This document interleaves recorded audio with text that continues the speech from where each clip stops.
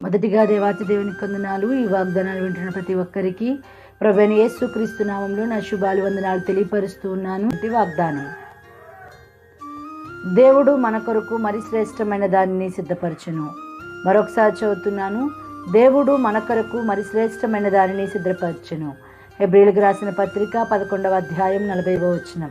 ఇక్కడ దేవుని యొక్క లేఖనం సెలవిస్తూ ఉంది. దేవుడు మనతో చెప్తా ఉన్నాడు, నీ కొరకు ఒక శ్రేష్టమైన దాన్ని నేను సిద్ధపాటు చేశానని చెప్తా ఉన్నాడు. నీ కొరకు నేను విలువైన దాన్ని దాచిపెట్టి ఉంచానని ప్రభు చెప్తా ఉన్నాడు.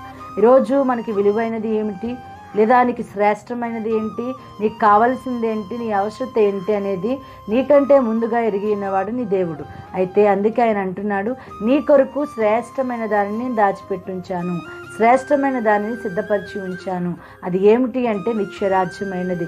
ఆ రాజ్యానికి నీవు నేను చేరాలి అంటే, ఆ రాజ్యము కొరకు ఆలోచించాలి అంటే, ఆ రాజ్యంలో నీవు నేను ప్రవేశం చేయాలి అంటే శ్రేష్టమైన దానిని సిద్ధపరిచిన యేసయ్యను నీవు నేను ప్రార్థించాలి. ఈరోజు ప్రభు వాగ్దానం చేస్తున్నాడు కదా, నీ కొరకు శ్రేష్టమైన దాన్ని, నీ కొరకు విలువైన దానిని నేను సిద్ధపరిచి ఉంచానని ప్రభు వాగ్దానం చేస్తున్నాడు. గనుక శ్రేష్టమైన దానిని పొందుకునే వారిగా మనం ఉండాలి అంటే ప్రభు పాదాలు పట్టుకుని ఆయన వేడుకొనాలి. ప్రభు నీ కొరకు నా కొరకు ఏది దాచిపెట్టి ఉంచాడో, లేదా ఏది సిద్ధపరిచి ఉంచాడో అది ప్రభువుని వేడుకోవాలి. ప్రభువా, నీవు నా కొరకు ఏమి సిద్ధపరిచి ఉంచావు, శ్రేష్టమైనది అన్నావు, ఆ శ్రేష్టమైనది నా జీవితంలో మీరు అనుగ్రహించండి అని చెప్పి ప్రభుని అడిగినప్పుడు ఖచ్చితంగా ప్రభు మనకి ఇవ్వడానికి సిద్ధపడుతూ ఉన్నాడు. కనుక ఈ వాగ్దానం దేవుడు మనందరి జీవితం పట్ల నెరవేర్చును గాక.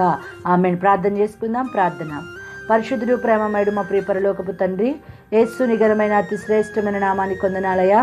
అద్భుతకరుడ, ఆశ్చర్యకరుడ, ఆలోచనకర్త, నిత్యుడగు తండ్రి, సమాధానకర్త, సర్వసృష్టికర్త, సకల ఆశీర్వాదములకు కారణభూతుడా, దేవానికి వందనాలు. అవును ప్రభా, మరి శ్రేష్టమైన దానిని నేను మీ కొరకు సిద్ధపరిచి ఉంచానని వాగ్దానం చేస్తున్నారు.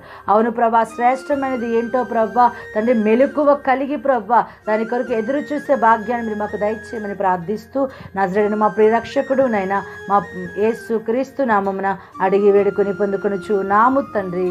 ఆమేన్. ఆమేన్.